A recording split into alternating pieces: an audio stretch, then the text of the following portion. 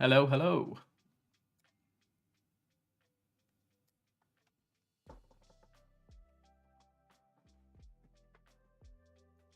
How's it going, guys? We're trying again, the second stream. We should hopefully be a lot more prepared today if you tuned into the other stream, so we'll just have to see how it goes.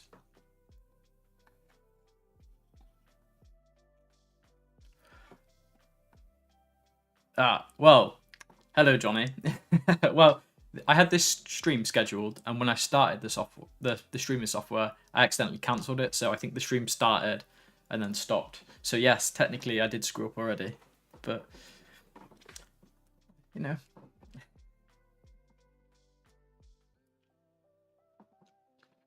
How's it going? Can we hear me okay?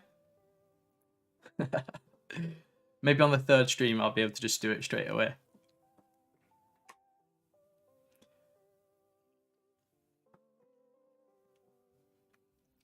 Good evening, Wayne. Sound good? Yeah, sound better than the other day. Like, I can't sound any worse, I suppose.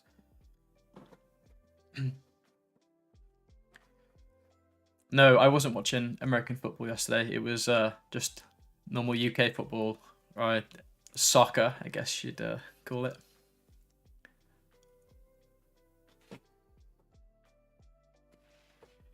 No, I'm not using a mixer. I'm literally just using the built-in software, and I'm using Elgato's Wavelink, so like a virtual mixer, I guess. I don't think I'm pro enough for a mixer. Not yet, anyway. Real football.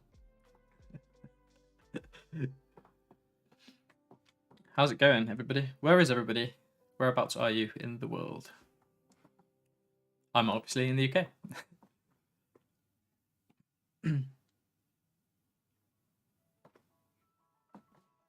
Yeah, so I'm just using a virtual mixer. I probably would like to. Let me center that mic a bit more. Sorry if I just dragged you.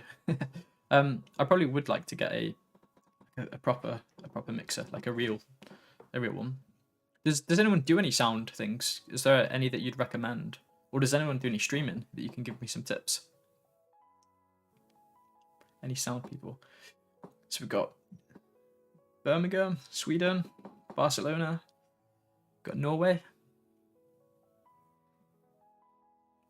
Kansas. Cool.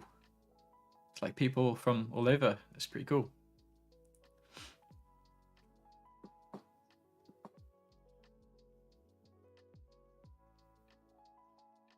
Good evening, Tony. So with this stream, I do plan on being a little bit more organised. So I've got some questions that people have sent me. And if you've got any questions you want to ask me, just go ask away in the chat. Or if you want to email me or write it in the comments, whatever, do those things. Yeah, so we'll go through some questions. And then I've got a new mini PC that I was going to just set up Home Assistant on and see how that goes. Thinking about it now is, do I have the little bits that I need to actually do this? Wow, failing at the first hurdle. Oh, let's start with a question for you. What are you running Home Assistant on? I'm assuming if you're watching this, you've probably got Home Assistant, and if you haven't, what are you using? So we'll start with me. My current setup for Home Assistant is I'm running it on a mini PC. It's one of these. It's we'll come back to what this is in a little bit, but it's kind of like a little Nook. So yeah, we'll just call it a Nook for now, but I'm running it on that using the Home Assistant generic image, and I'm using that as one of my production ones, but I have a whole bunch of different Home Assistants for doing testing and YouTube videos and stuff. I do plan on moving over to the yellow as soon as I get an 8 gig compute module, but they've been so hard to get. I have once managed to get one through Pi Replicator, but it never came through with the shipper there. So, but yeah, Home Assistant yellow probably just because I really like the form factor and it's like low energy. So, what are you guys using?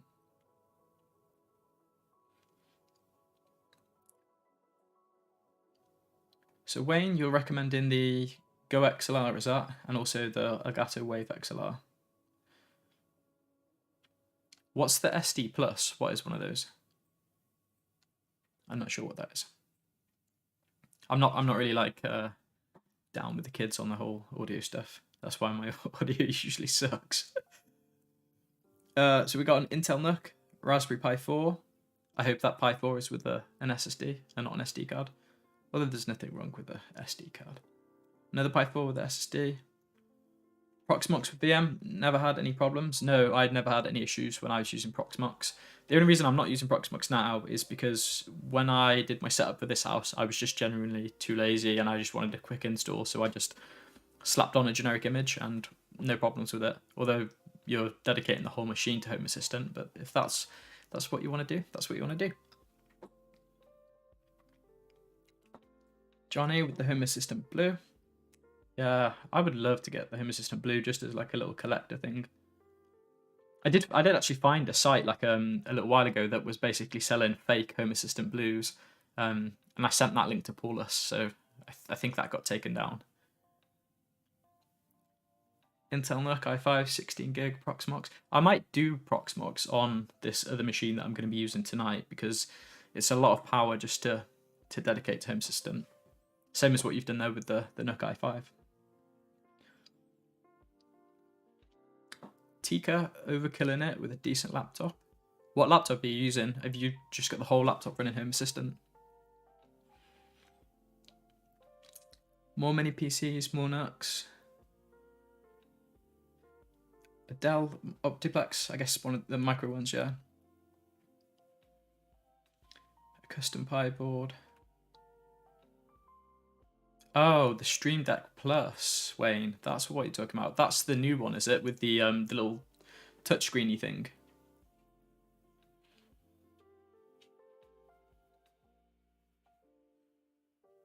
Good evening, Alex in the house. Right, so what do I need to actually do this setup? I need a couple of things out of a drawer, and because I'm well prepared, I didn't get those things. So let me just go and get those things out of the drawer, and we'll start doing those things in a little bit. How is the Home Assistant on the Mac Mini? I had one a while ago, and I was tempted to put Home Assistant on it, but I just didn't. I imagine it's fine. Oh yeah, I forgot that the new Stream Deck's got the little knob spinny things on.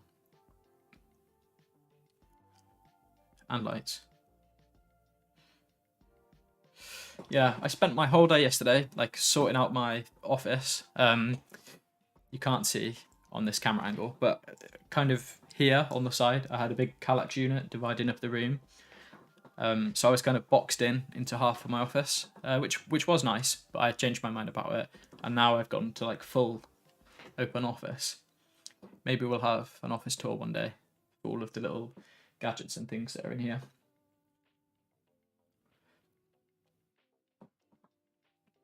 What about Bluetooth? Are people big on using Bluetooth at the minute, especially with those setups?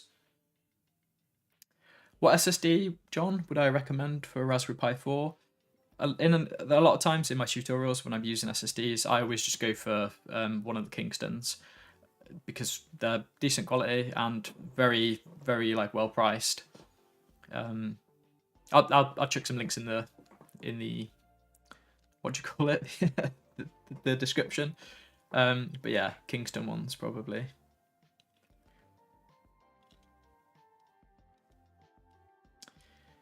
You can't compare apples and raspberries. You cannot. Right, let me just think about what I need. So, let's do a little switcheroony here. If I've got this working. Here we go. So now we find out whether the stream crashes or whether this works, and we can like have a little look at what we got. Here we go. Ta-da! I think it didn't crash. So we're already doing better than we did last time because we've moved scenes without crashing. So I'm a bit off-centered there, but we go. So we should have this camera, and it should be good. Right, let's shift myself a little bit. Doing this on the fly because I can do this now. I'm pro. So if I do that and then hit this button, there we go. Look at that. I can do stuff. Yeah. No Bluetooth yet.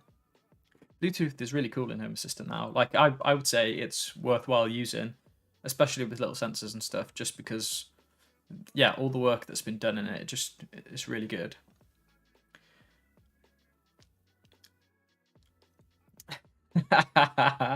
Thank you, Wayne.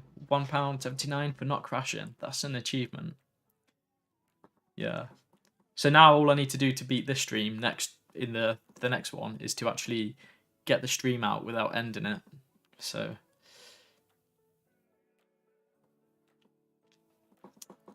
what are we saying? Why does the Govee integration keep crashing? Does it? I think the only real Govee thing that I'm using at the minute is, again, you can't see, but on my desk I've got the flow bars. I have those, but under my desk I have a little button, and quite often I usually just use that button because I can just press it. But I do have, let's change back. This one here, which is quite cool. What's that one called again? I can't remember what it's called. Does anyone know what that thing's called? The Govee bars thing. It's where you can link the bars together. I really like that one. I like it so much that I can remember its name.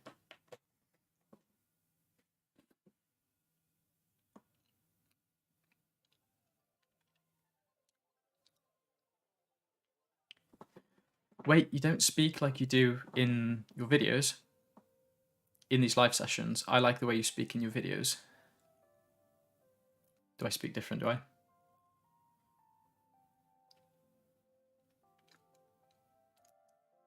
I'm sorry, I speak different.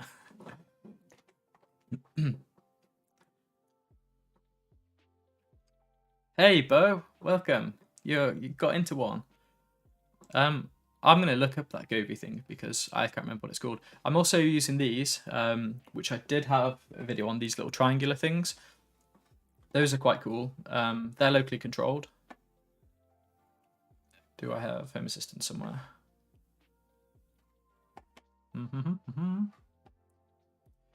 So for those, yeah, I've got two different ones there. The little triangle things there by a company called Color Light. But yeah, they're quite cool, and they're just like a little feature thing. They've got like they're basically Nanoleaf, but not as slightly less bright. But I like them. They're nice, and they're locally controllable, which is also nice. The flex strip, is that what the Govee thing's called? I'm not sure. We're gonna look it up. We'll look it up. Glide. Ah, yes, Alex, you win. It is the Govee Glide. Did you actually know that, Alex, or did you Google that? My videos are my telephone voice, probably. But also, it's been a long day, so it's, I just want to chill after work. So this is probably my tired voice. Hey, Alan. I sound the same. Yeah.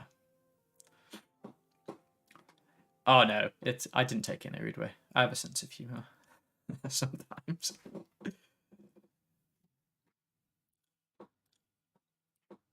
Mike recently bought a new IKEA herb. Oh, sorry, Mike. I started reading that and then it disappeared in the list. I'll find you in a second, Mike. What was I doing before I started talking about lights? Easily distracted. Oh, the Home Assistant stuff. Let's change back. Can we do it again for a second time without crashing? One thing that I do need to figure out with doing the streaming stuff. So if any of you guys do streaming and you know, so I'm just using the default Streamlabs Neon, I think it's called, the like the setup for the transitions and the themes. I think I've used the correct terminology for those things.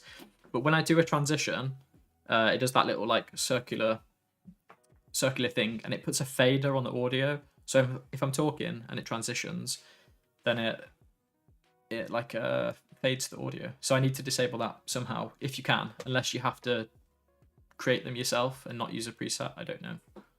So if I do that, then I'll be even less of a streaming noob. So yeah. Okay, I've got you back now, Mike. So Mike was saying he bought a new IKEA hub, lights, controls, and sensors, and had to use the HomeKit integration. But the sensor he wants to change longer, allow 10 minutes. So you want to change the timing interval? Is that on your sensor, Mike? Sorry, I lost you again. I haven't really used much of the IKEA stuff, to be honest.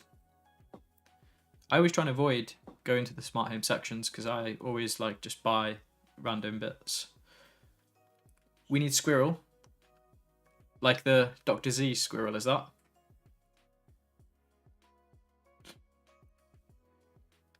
Mike, if you can explain your thing a little bit more, I might be able to help you.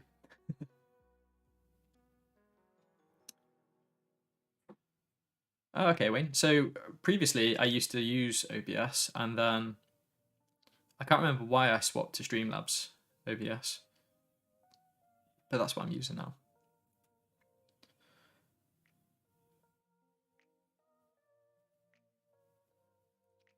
Do I play video games? Yes. I like video games, but I don't really get to play them as often as I would like to. Just, you know, it just goes with the whole like work and kids and YouTube. YouTube takes up so much time. So, but yeah, it's nice that it's like your hobby and you get to do it. So although it takes up your time, it's enjoyable time being taken. I will talk about these things in a minute too. I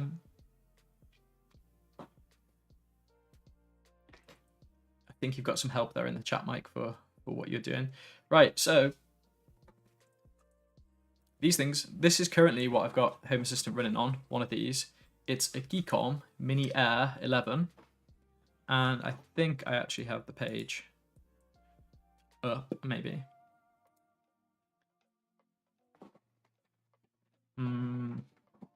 No, I don't.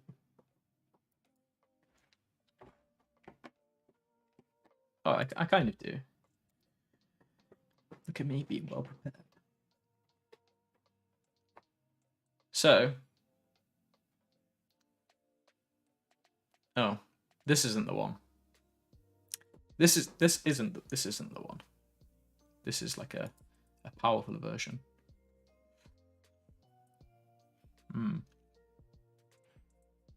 Oh, this one. There we go. That one was like the Big Brother one. This one's the. This is the one. So this thing is the Mini Air 11. So again, like a Nook. It's got an Intel Celeron in it. It's a great like all-round mini PC. And I dedicated the whole of Home Assistant to this again, just because it was like a late. Well, actually, no. Do you know what? It was just pure laziness, because previously to using this, I was using one of the HP G200s. I'm gonna go and get it. I'll go get it. Give me a sec.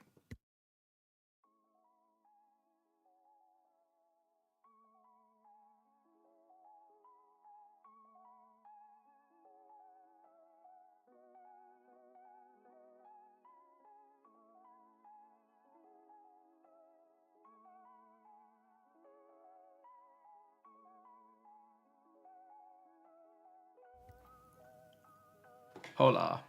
Yeah, it's the live stream without the host.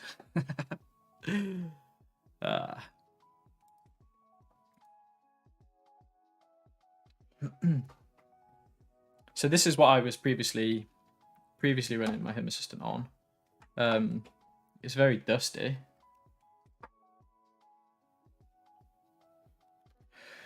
But this is a HP G1. Is it a G1 before I say that? I'm sure it is. Yeah, it's HP 800 G1, the Elite desk. So USB 3s, I can't get that to focus.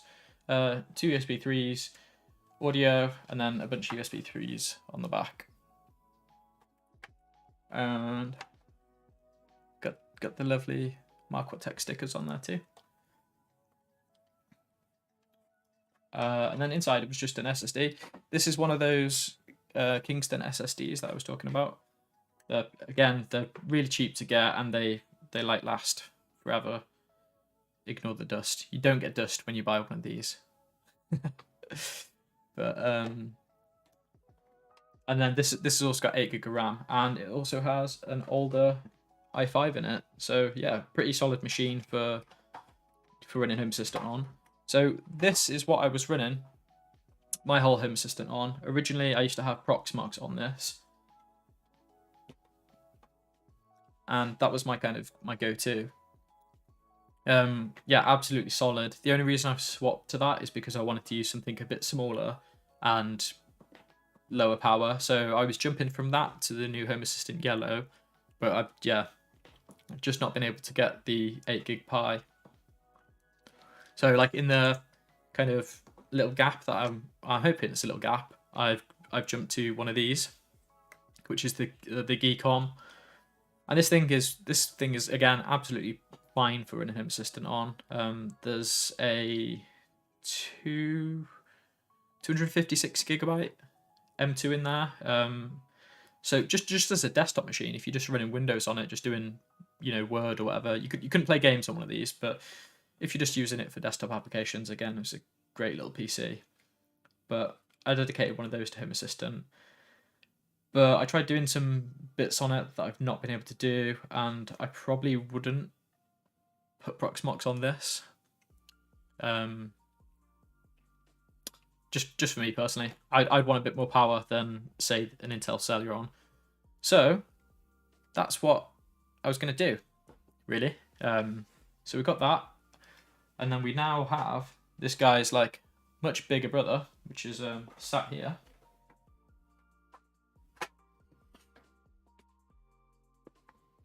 And this one has got an i5 in. And yeah, it literally should be a simple case of flash Home Assistant onto this, and we can copy that straight onto it, and it'll be all good. And even plugging our stuff in. So I use Zigbee to MQTT, Zigbee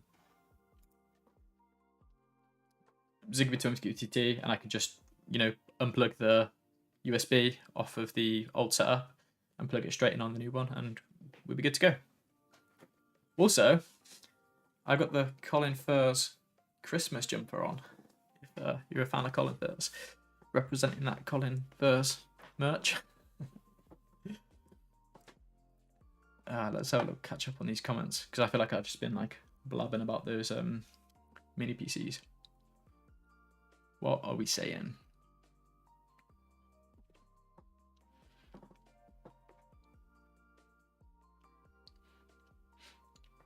So people talking about the motion sensors. I think that was to do with that IKEA thing that Mike brought up.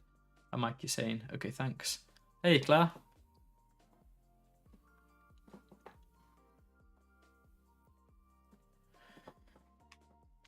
Yeah, the G2, those HPs, the G1, G2, they're great little machines.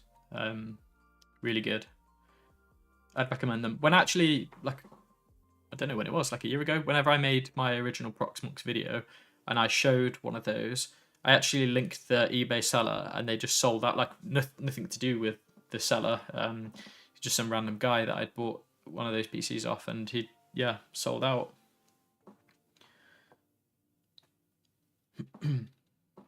Just everybody buying them. How much work is it to move to new hardware?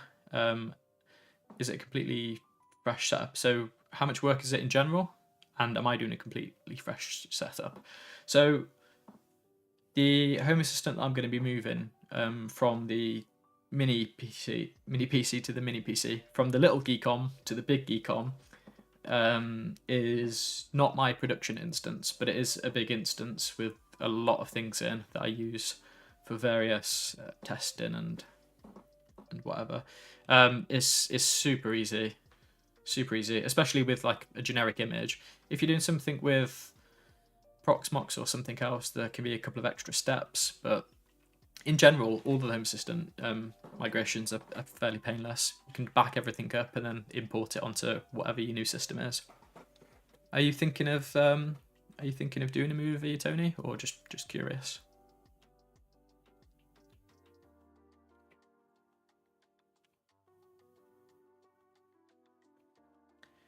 Is there a way I can make my lights like a disco? You want a disco? You can have a look at scenes. You can do some cool things with scenes. They're a really simple way of doing things like that.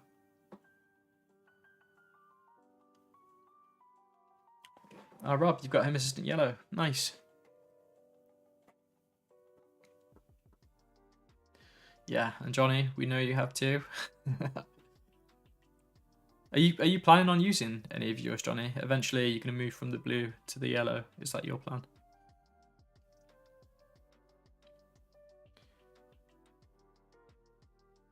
How long will Aqara smart plugs last if they are placed outdoors in a sheltered place? No idea. I've never put one outside to test it, how long it would last, but a while maybe. Are you gonna like cover it, keep it in like a little outside box or something? 6 months. Yeah, it would be the humidity that would eventually like kill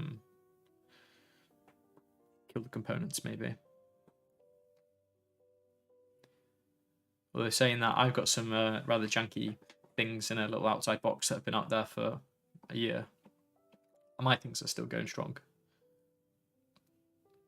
I've got a little PoE switch just chilling in a not so waterproof box, and it's fine. It's all good.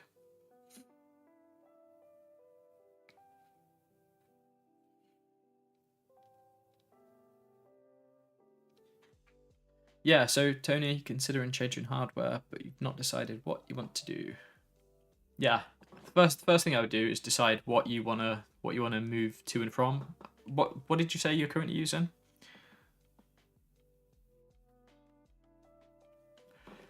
How will Home Assistant yellow and blue handle Frigate and other heavy add-ons? Well, it depends how much lifting they're doing, to be honest. How much of the processing and how much they're actually having to do, whether you've got other things doing bits of processing and passing it to Home Assistant. Those kinds of things factor in, really.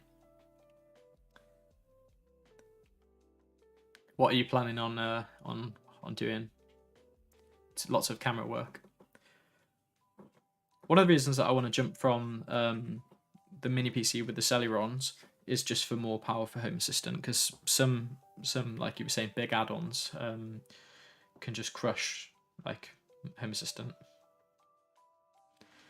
Should we dig into this box then? What time are we on? We're at half an hour in now.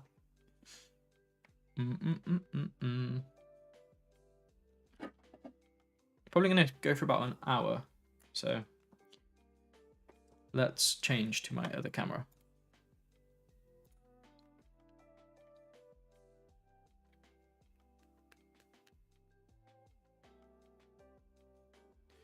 Yeah, the Raspberry Pi is not very powerful. Raspberry Pi is good. It's a great option for a lot of small smart homes, and just for starting out, if you're having a play and wanting to get into like Home Assistant and other smart homey things. I love the Raspberry Pi. Just trying not to chop my hands off.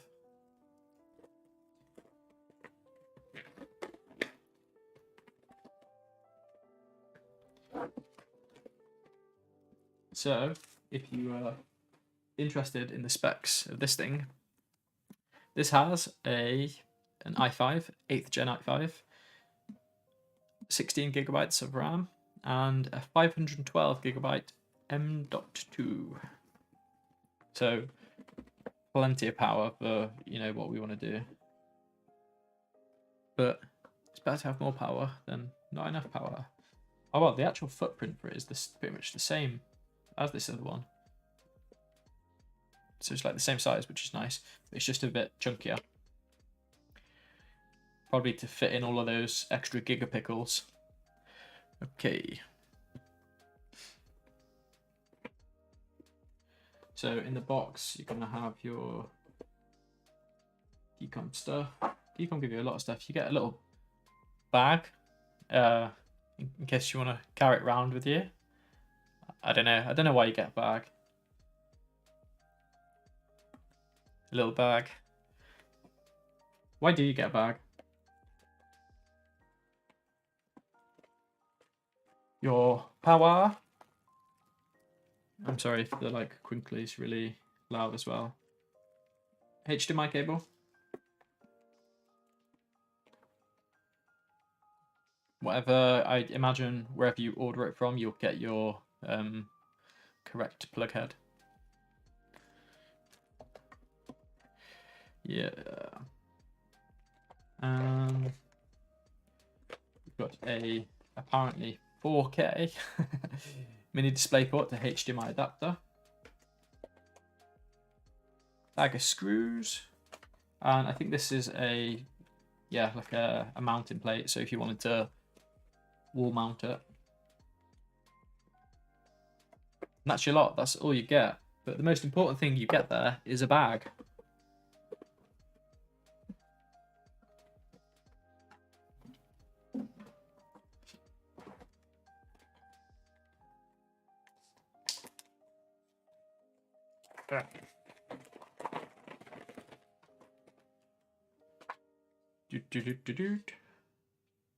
So let's have a look at the actual specs of this on screen.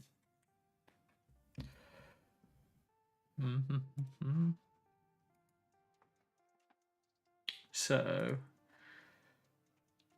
what did I say this one is?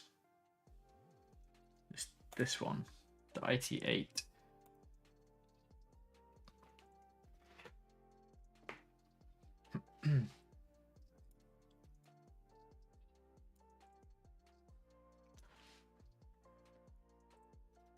So we've got 16 gig of DDR4, Intel i5, Windows 11 Pro is pre-installed on it.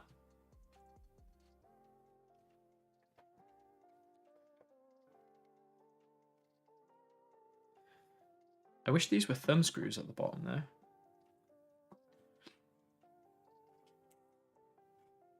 Does anyone use any machine like this? Obviously like a NUC.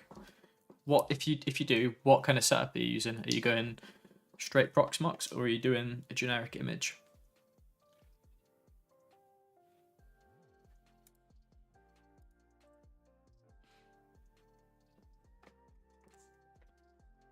A VESA mount.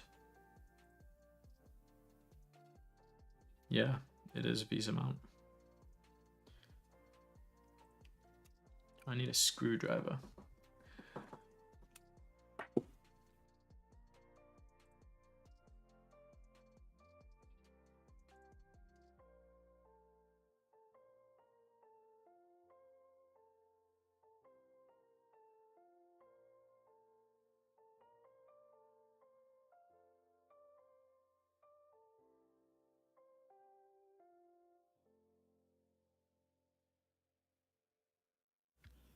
Hello and welcome. If you I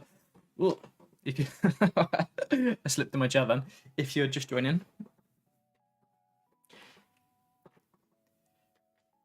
what are people saying?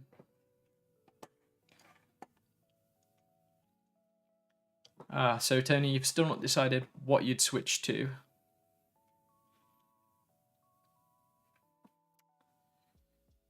Currently using the Pi 4. Which Pi 4 are you using? Do you feel like you've outgrown your Pi 4? Pi 4 is definitely obviously it's like one of the top used things for Home Assistant, but it's definitely the best starting point for Home Assistant.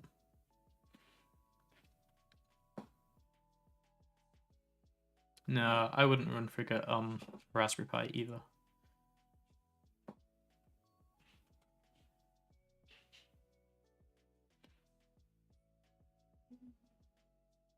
Oh yeah, yeah. By the way, something like this, I wouldn't recommend just going and grabbing one of these just to put Home Assistant on. Like this is, yeah. I think I saw somebody say then like overkill.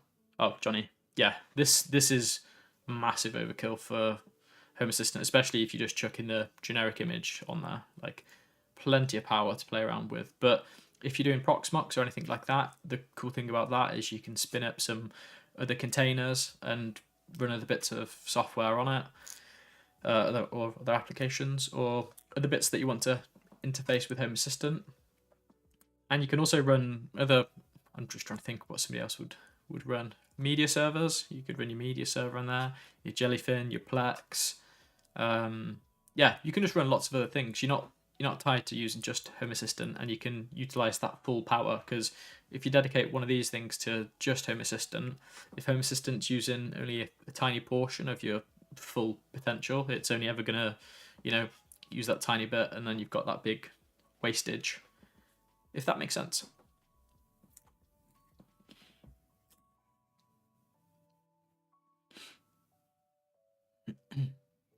I really want to start playing with more local voice control stuff.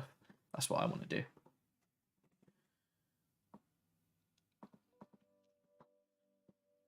Hello, John. Welcome aboard. Right, so I'm going to pull the little peely off.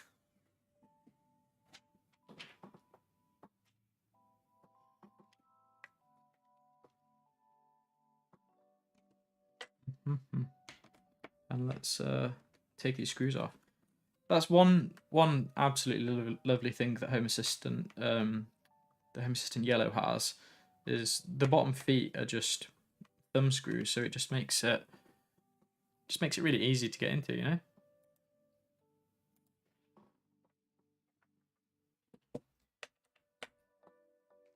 I'm sure you really wanted to watch me unscrew this.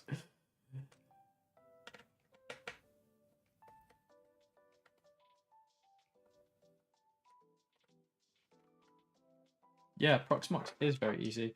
One thing that I think I can do with this machine that you can't do with this is they've got locked BIOSes, so the BIOS is set by the manufacturer. So with this one, I wasn't able to get it to boot on power restore, whereas I think I can on this one. And I just like having that as a feature with little machines and things that I use for Home Assistant, so it kind of acts like the Raspberry Pi. That way, if you have a power cut, which is very kind of rare for me here in the UK, but it would just automatically restart the machine, and that's just how I like the machine to be. How do you like your machine to be? Yeah, Alex, you tell them. Don't forget to smash that like button.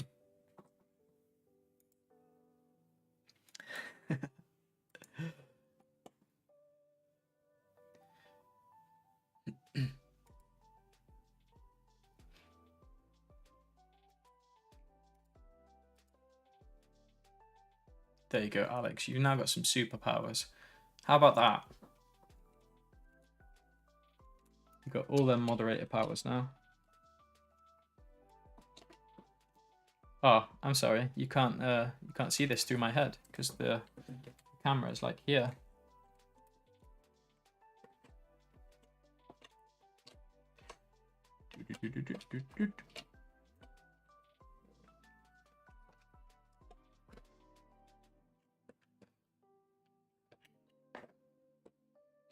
Wow. So that is cool. I didn't know that there was a little SATA cable there. So you could it's like a little SSD caddy, is it? So you could whammo an SSD in there.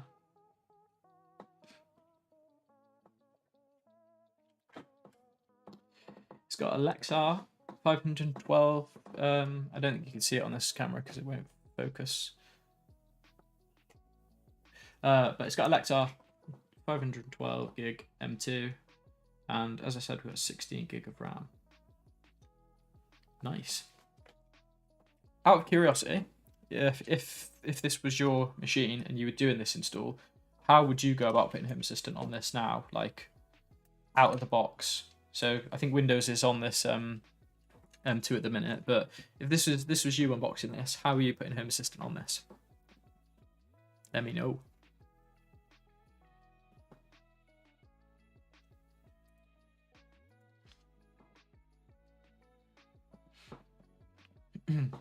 When is the new Home Assistant update coming out? Carl is asking. It is coming out on Wednesday. Final release of the year. And if you want to sneak peek at some of the features that are coming, then go and check out my channel, because I recently, yesterday dropped a video on the 5 features that I really like in that video, in the update. Oh, look at you, Alex, with your little blue glowing spanner.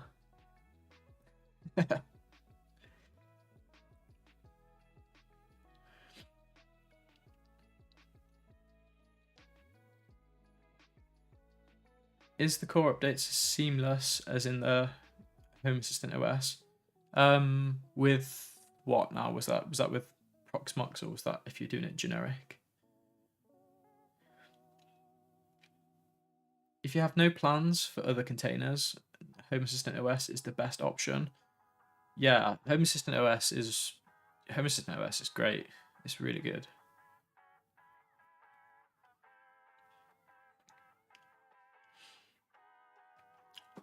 So, Tika, you would Ubuntu on a stick, and then you would go Home Assistant with that. I feel like I should maybe do Proxmox on this now that we've talked about Proxmox a lot.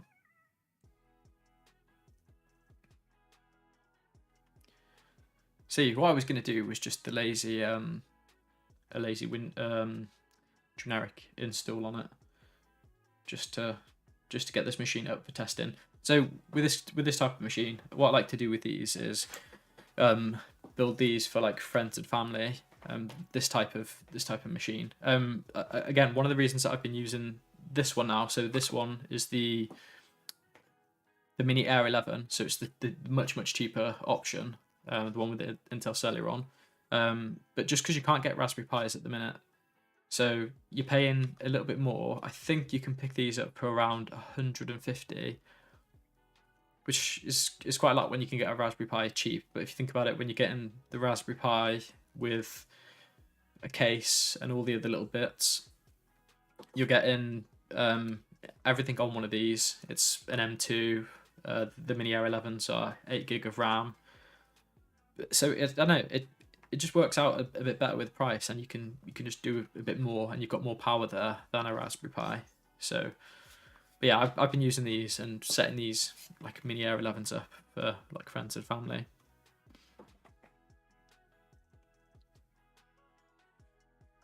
Yeah, sure. I do have a link for them. It's not affiliated or anything like that. If you want to check out the website, it is just Geekom. But I'll put a link in the description. Alternatively as well, if you've got another brand or another form factor PC or something that you really like or that you use, then chuck it in the comments. I'm not sure what the quickest way to add this is live, but if I don't do it live now, I'll forget, and then I won't do it. Okay, so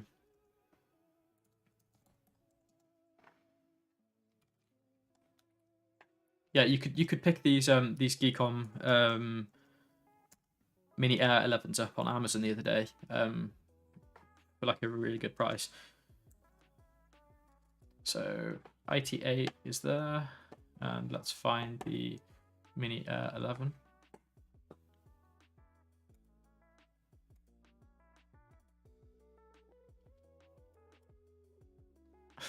I was very optimistic about doing this whole thing in an hour, wasn't I? Spent ages just chatting rubbish. Yeah, one of these ones. So this is £199. This is from Geekom Direct, but they were a lot cheaper on Amazon the other day.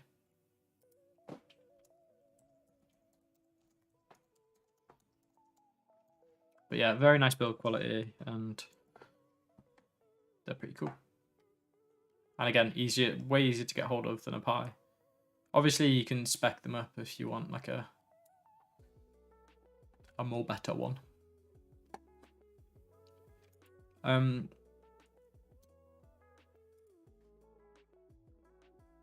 If this was the one that you were talking about, sorry Wayne, I should have checked before I just went off on that tangent looking for him. It's linked in the description. If you're after one of those, if you're after the other PC that I first showed off, that was the HP Elite Desk. G1 is the one that I was using. The Pi is sadly underpowered. Yes and no. Yes and no. If you think the Raspberry Pi 4 is quite old now, so it's time we brought out that Pi 5. But can you imagine like the logistics and getting all the parts for the 5 and stuff at the minute? That would be mad. Oh yeah, post it in the chat. This is what Alex is here for. Alex, you slacking, Alex. You should be sharing those links for me.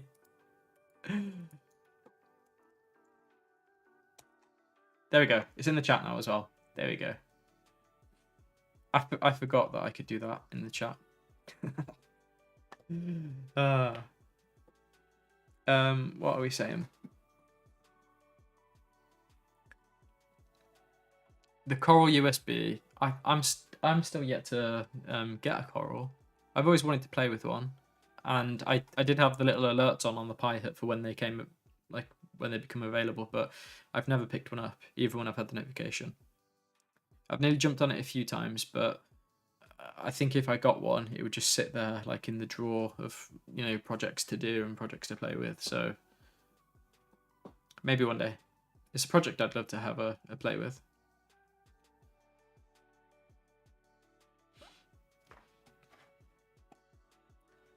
Yeah. How were people saying that they installed this stuff? I saw somebody say Ubuntu.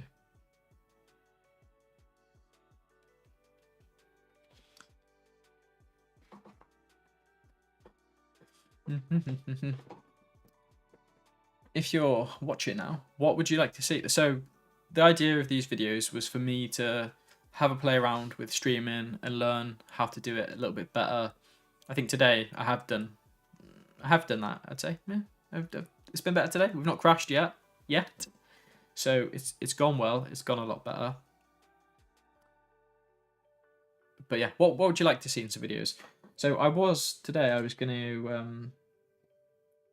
gonna do that, but I've seen a few people talking about Proxmox, and Proxmox is probably more interested maybe to actually see setup. Because so what I was gonna do was I was basically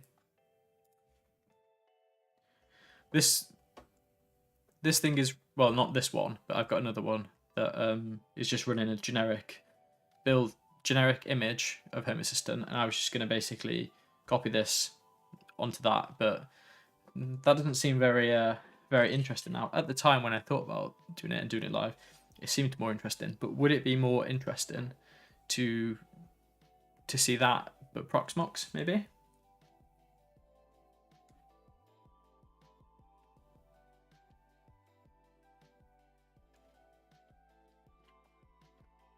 Maybe. What would you like to see anyway in the videos? Is there a set project? I know in the first stream that I did, we had some people, Claire, if you're still here, interested in the NS panel. So we definitely do something with the NS panel. But if there's anything else or any other project you've seen me do or heard me talk about or anything like that, then let me know. I'm doing very well. Thank you, Wayne.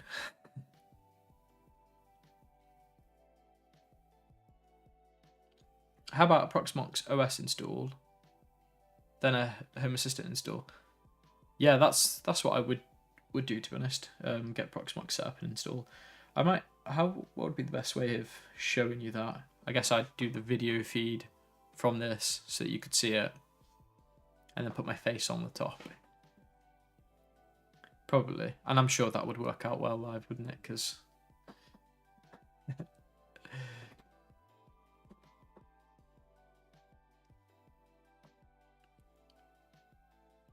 yeah, TrueNAS.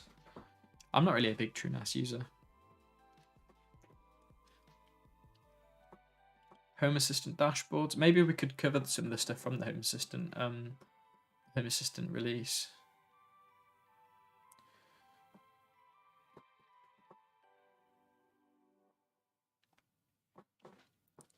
How to make a Home Assistant cluster.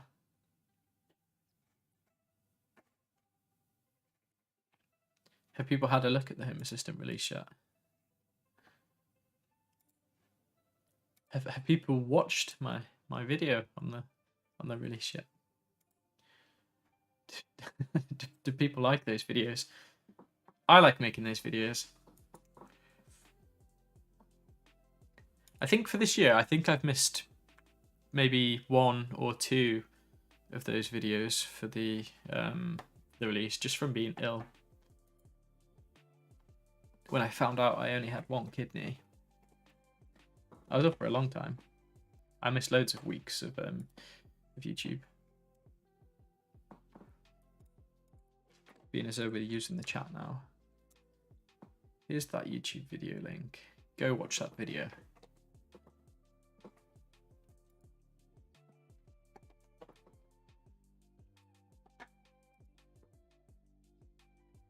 Yeah, I don't know. So maybe I'm not going to do that install now, because maybe that might be really boring. I can talk you through what I would do though. For a really simple generic image, I would basically take the M2 out,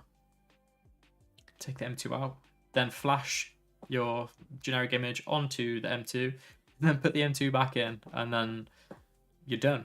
Home Assistant will start onboarding, and if you're restoring a backup, you give it your backup, or you set it up, run through, create a new user, do all that good stuff, and then restore your backup.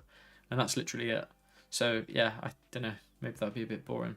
I think probably the interesting part there would be how you get all of your Zigbee stuff working, but again, that's...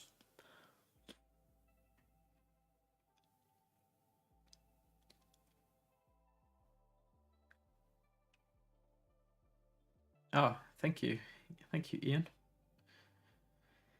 Yeah, local calendars is really cool. Yeah, like Home Assistant has needed calendars, like a proper way to build like really nice schedules. I actually do a bit of a janky thing with my current calendars.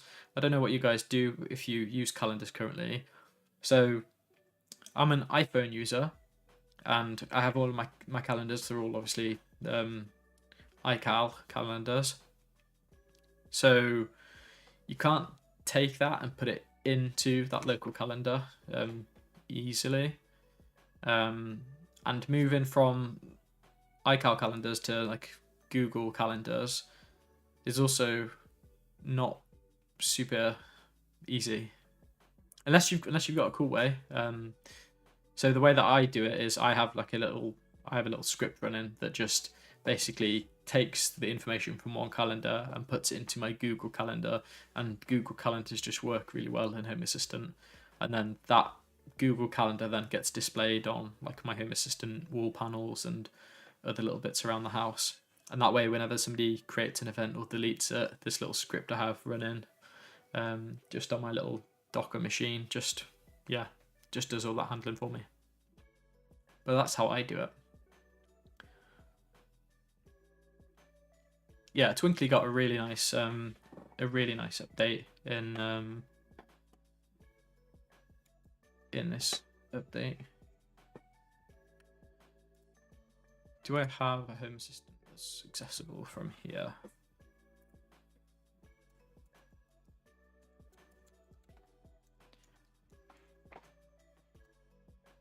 Yeah, we can get on yellow from this machine.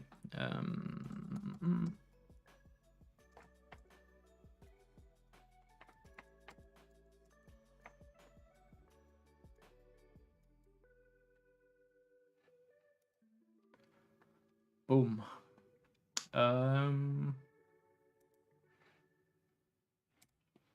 So this is just a home assistant yellow that's just running some dev stuff. Probably one that I use just for testing at the minute. But this home assistant yellow, I would like to be my my full one. So what was I looking for? Twinkly. This is the machine that, if you watched my live stream a while ago, we did the Raspberry install on this one. But Twinkly, I'm guessing you've already had a play with this, have you, Alex, or have you not yet got your Twinklies? But previously with your Twinkly, you never had this effect here. So now you can select an effect, which is really nice. And in the app, you create your effects, and you can now just select them and have them automated.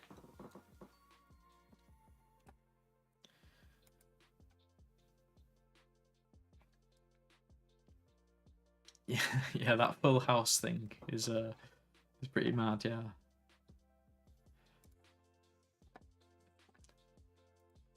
Let's see if I can find that.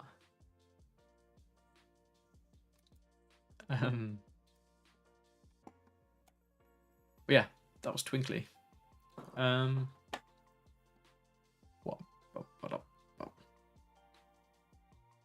Yeah, the brightness on the new card is cool. So here's that tile card.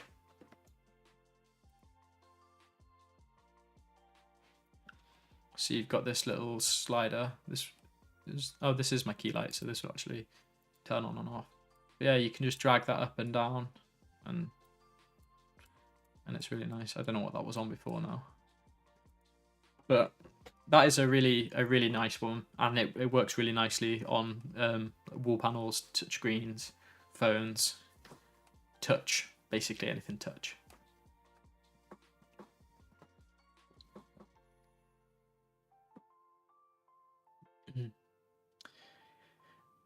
I'm really interested in wall panels. What do you use? So currently for my kind of wall panel setups, I've got the so for big wall panels, I'm using Amazon Echo, the Fire Tablet 10, Fire Tablet 10 Plus. I did do a video on it, but I've just not released it. I just wasn't happy with how it came out. But maybe I'll do that in another video. But I used the Fire Tablet 10 with fully kiosk, and I also have the original NS panel. I've got the NS Panel Pro, and then I also have some other touchscreens which I've actually started playing around with them for another video. And if you saw, I created a Raspberry Pi kiosk video. I've got some nice Raspberry Pi touchscreens that can various automate, but as a little kind of sneak peek kind of thing.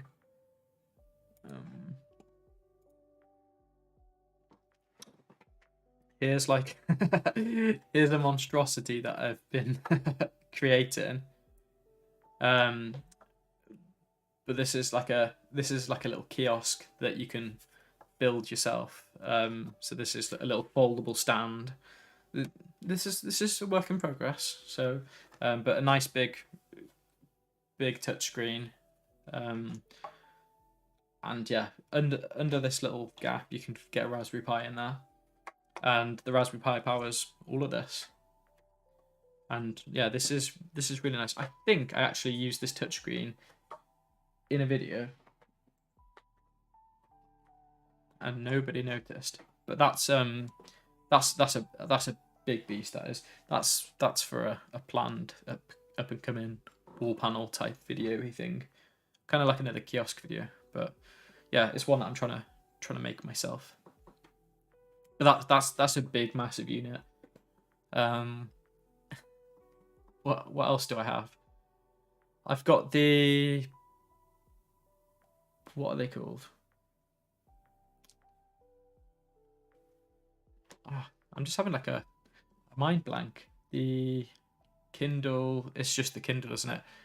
The Amazon Kindles, like the e-ink ones, which I actually created a tutorial on, and I did the majority of the software filming, but then for the B-roll and other shots, when I was filming it, I dropped a screwdriver onto the screen and smashed the screen. I shared a post about that. This was a while ago. I did have one of my patrons actually send me another Kindle, which was super kind, but I just haven't got like back around to filming those parts and doing that video. But essentially what that is the Kindle is static, and it's an e-ink display, but you can send Home Assistant information to it, and that updates on an e-ink screen, which is really nice. And you can use that with like a picture frame or something. So yeah. So that's a couple of different screens that I have and use. So I hope that answered your question. I do have a Discord, but yeah, I'm also not a great Discord person. Like a Discord noob. Yeah, just because I don't use it all that much. Like I respond to it and chat to people on there and do things, but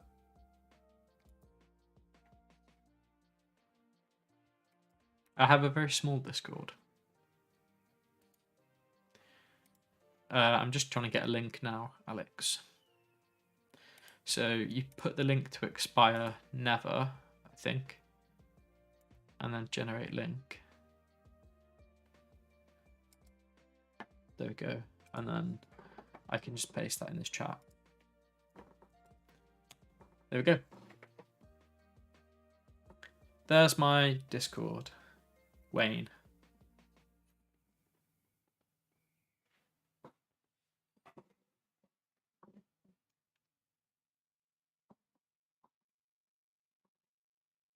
Oh, nice. You use the Fire 10.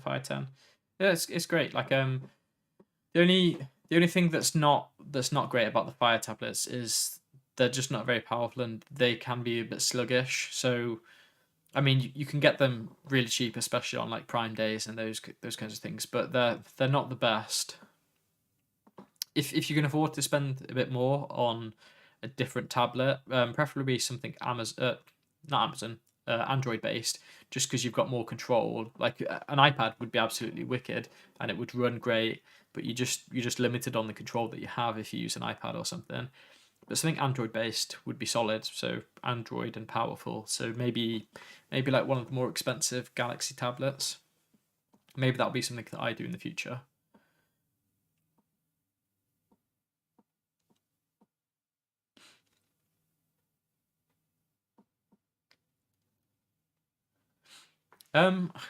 The Kindle. So the Kindle is just the one I was talking about was the one that you like just the reading one, the non-touch screen.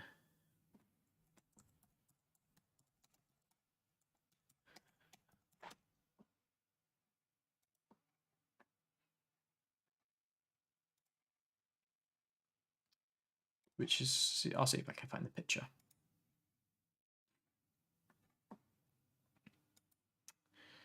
And if you're not following me on the old Instagram, go and follow me there, yeah. Let's see if I can find it. So this is one of those kiosks that We've got the NS Panel Pro. Aha, here it is. Oh, can you not make it big without signing in?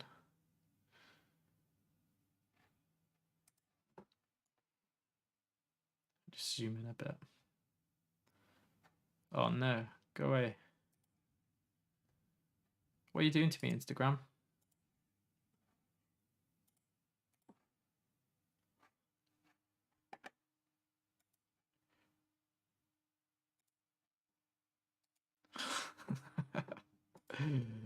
Go away.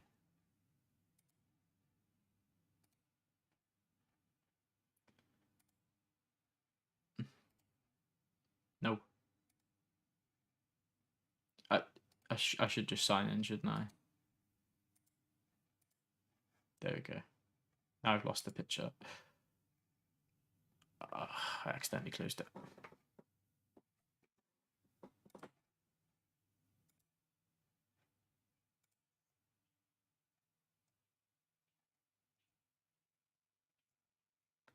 Anyway. This was the Kindle, so you can kind of see on there a little bit.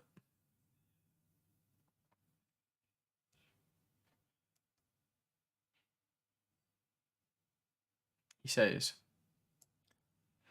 But yeah, so on the Kindle you could have your whatever you wanted to display from Home Assistant. And this tutorial that I recorded was probably maybe one of the longest ones that I've actually done in one sitting, because it's not super difficult, but it is super long, and you do have to have a bit of technical know-how for it. I mean, you can just follow along and it would be okay. But there's a bit of setup, like you have to have Docker set up and use Docker, because that's the way that I chose to do it. But in short, what we do with this is we modify the software on the Kindle, and that allows us to open a URL. In our case, it's going to be Home Assistant. And then in Home Assistant, we have to build a kind of black and white looking dashboard, which people have actually made themes for e-ink panels. So that's really easy to do, because you can just add and use one of those. Once you've done that, again, this is the way that I did it. I used Docker to then grab a still image of the dashboard, and then I pass that image into a URL, which is hosted in my Docker container. And then rather than looking at Home Assistant, instead what the Kindle does is it looks at that Docker image, which is a still image of your Home Assistant, and you can have that refresh as quickly or as slowly as you want, and that gives you a nice static image of that. If that all makes sense. In short, that's what I do. Then this image right next to it is where I dropped a screwdriver on it. So that's why that tutorial never happened.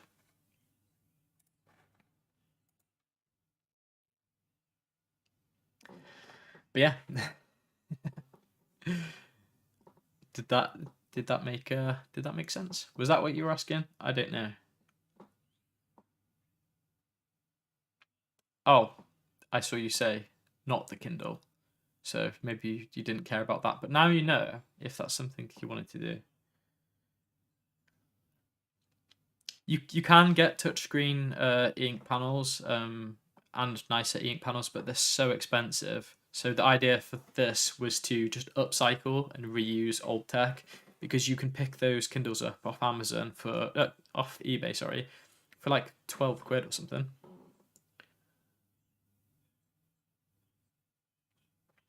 But yeah.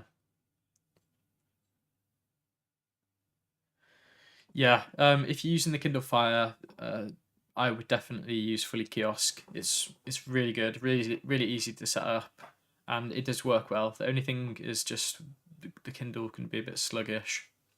So I've got mine on a wall in a 3D printed mount, and then underneath the Fire panel, I've got the Aurora One socket, so just a smart Zigbee socket, and then I have the Kindle plugged in to one of those sockets, and then the cable just goes behind the wall and then neatly plugs into the Fire tablet, so you can't see the cable. It's quite nice. and then I just have some clever automations that turn the socket on and off to adjust the battery, so it's not just forever charging. But there we go, guys. I'm sorry we didn't do that that install. I think I'll rethink that and try and do something a bit more interesting, because when I said it, I went to do it. It sounded interesting, but then when I was going to do it, it was just like, oh, we're just flashing an image onto this, and unless that's something that you are interested in. But yeah,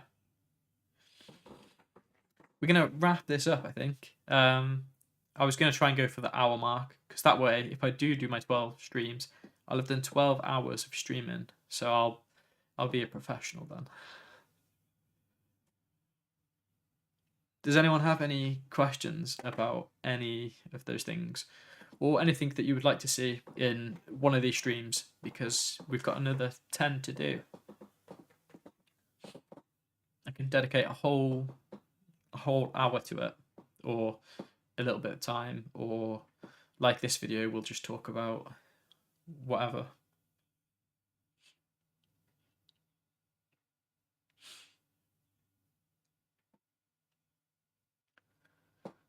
Any questions? If you haven't already, don't forget to drop a like. I've definitely been a lot more prepared today. If you watched any of my other streams, this one has probably been the most prepared in terms of like physical setup, not content.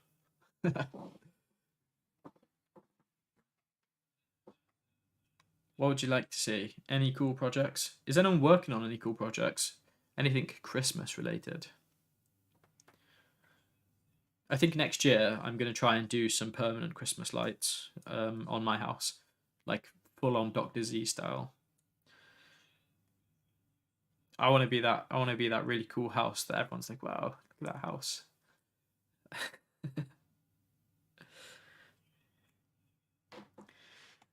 Thanks, Wayne. Go full twinkly. That would be expensive and look cool, but also I don't know. You're not gonna have twinkly up all year round, are you? Yeah, and Rachel would not appreciate that, would she?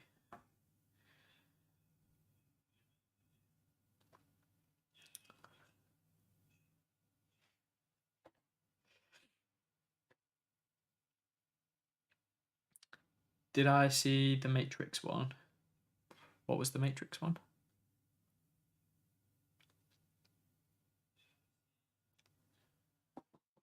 So, what is up with Trash Daddy?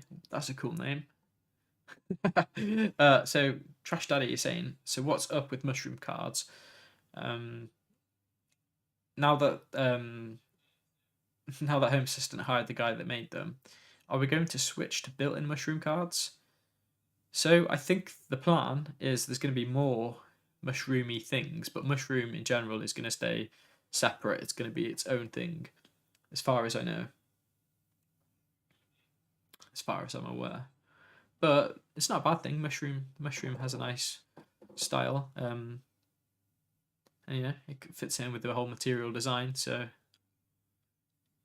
do you like mushroom, Trash Daddy, or do you not like mushroom?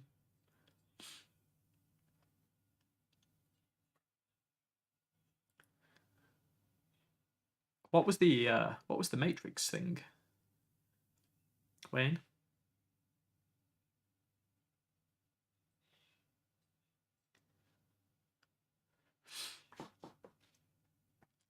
And hey, Bart, you okay?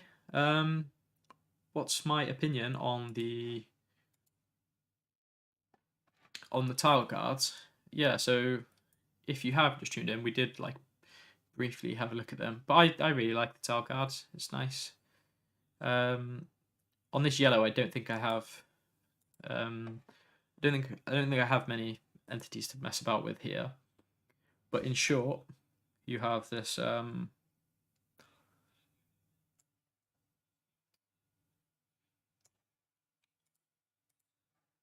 In short, you have this new section for features. So TileGuard has a new feature called Features, and you can add a set feature to whatever it is you're looking at.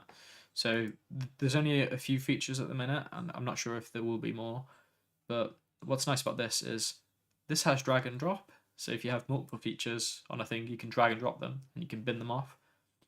But the light one is my favorite one currently. I'm not going to mess about with it because it's the light that's here. But yeah, you can just drag and slide it, and it's really nice. It's all stuff that if you've seen Mushroom and used Mushroom, you will have seen and used that stuff before. But what's nice about it is this is built into Home Assistant. And the appearance stuff as well. That's really nice. So you've now got these little colours like next to the word. So it's just, you can visually see, oh, I want green or I want yellow.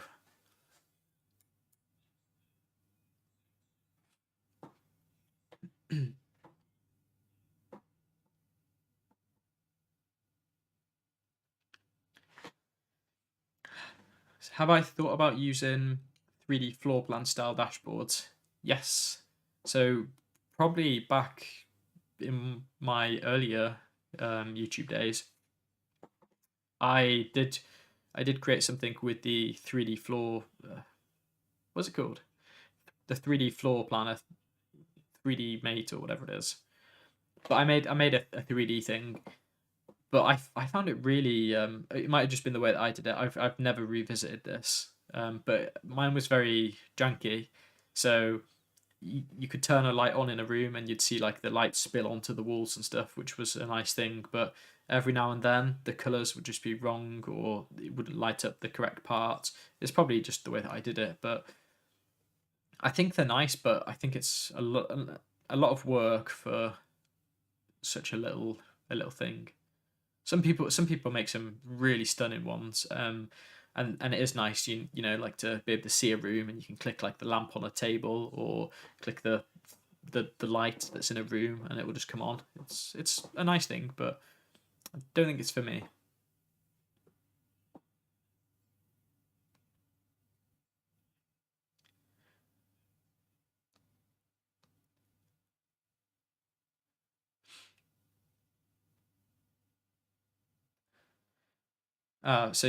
So Trash Daddy, you would like it if they added more. It's like built into Home Assistant.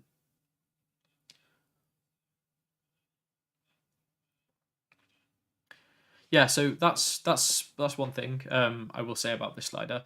So I don't know if it is just me, but I think the slider on this is a lot. Oh, I did say I wasn't going to mess with this. Whoops. I'm probably like flickering now. The slider on the tile card is a lot easier to slide than the mushroom one.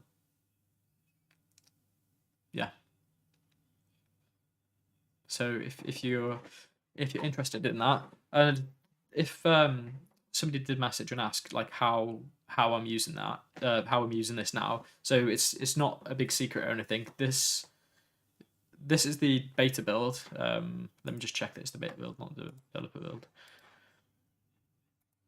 Okay, yep. So this is the Home Assistant beta, and if you are interested in joining the beta, you just head into Systems and Network. What am I talking about? System Update. Ignore me. So System Update. Then in the top right corner here, you'll have the 3 little dots. And if you're not on the beta, you'll have a little box here that will say Join Beta. And if you select that and then hit this little refresh here, it'll pop up a new update that will say Home Assistant Core and or you know whatever the update is, and it'll have a little B in it for beta. And you select that and install it. It'll do a backup before it installs the beta, so if you decide something doesn't work for you or you don't like it, you can just roll back. Or if you want to leave it at any point, you can just click leave channel there. And then when the full release comes out, you can just jump onto the full release, the gold version. Is that helpful?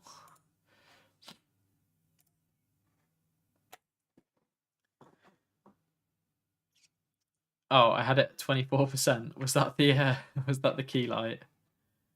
Yeah, it probably wasn't even 24% when you started. I was messing about with it earlier as well. But there we go. Okay. Alex is lying, trying to get me to turn it up.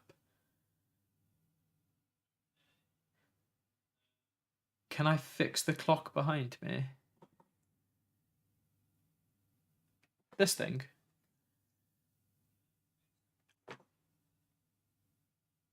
I can't even read it. Is that what we're talking about, Alex? So this footage is flipped. So for me the clock is actually looking at it as the wrong way around, but it's the right way around. It's 21:51, not 9 a.m. It does say 9:51. Maybe it's not focusing on it very good. It says 9:52 now, and it's 9:52. Does it say AM on it? I literally can't read it. It's back to front. I have to like look at it on there. I know. That's I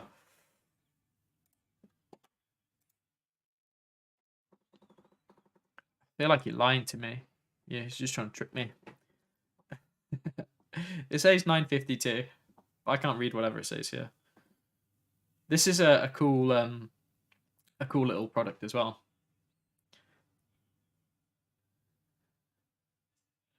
You can like it's an ESP connected to a little matrix, and you can just display whatever you want on it.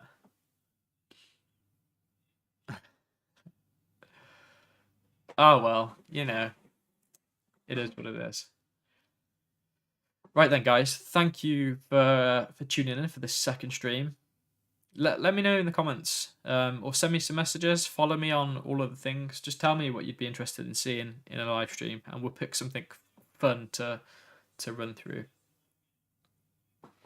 I've got quite a fun thing on Friday. On Friday, I'm taking part in like a little call with a bunch of other smart home YouTubers that you all know and love.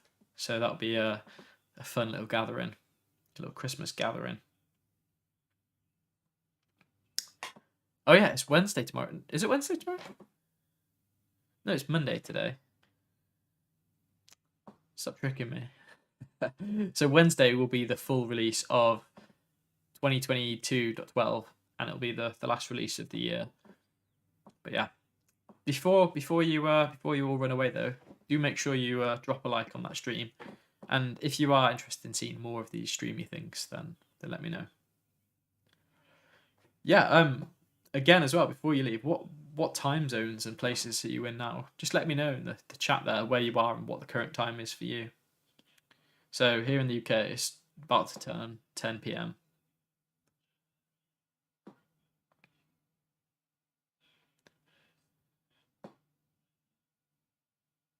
EST. Hey Vic.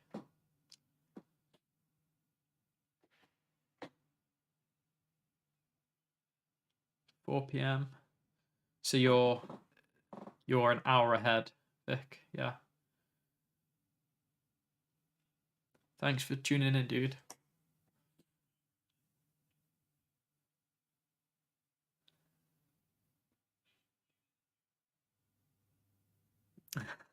It's always GMT in Linux world.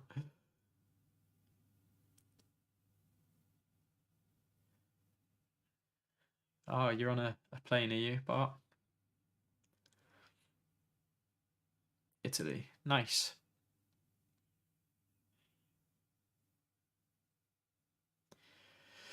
Right. Thanks, guys, for tuning in. We are going to end this one here. And look, Alex, we even have an ending soon thing today. See, we're doing this. This I actually meant to change to this a few minutes ago when I said, "Oh yeah, we're going." Although I think I said we were going about half an hour ago. When is my next one? If you are interested in catching another one of these, so if you joined a bit later, I'm going to try and do 12 streams throughout December just to get better at streaming, to hopefully make more live content maybe for next year. That's the plan anyway. we've done 2, so there's 10 left. I'm not sure when the next one is going to be, but if you are interested, just make sure to be following me on any of the socials, and I'll be sure to announce it there. Potentially tomorrow, probably not Wednesday, because Wednesday's going to be the Home Assistant release. So maybe Thursday. We'll say Thursday now, for now. Probably Thursday, because I also have that thing on Friday, but we will see. I'm gonna say Thursday for now. Cool. But yeah, if you let me know in the comments whatever your time zones or whatever, I'll try and pick maybe a time that's maybe a bit better for people. Like this time's convenient for me because it's after work, it's after the kids are in bed. So yeah. Thank you for watching, and I will catch you in the next one. Cheers.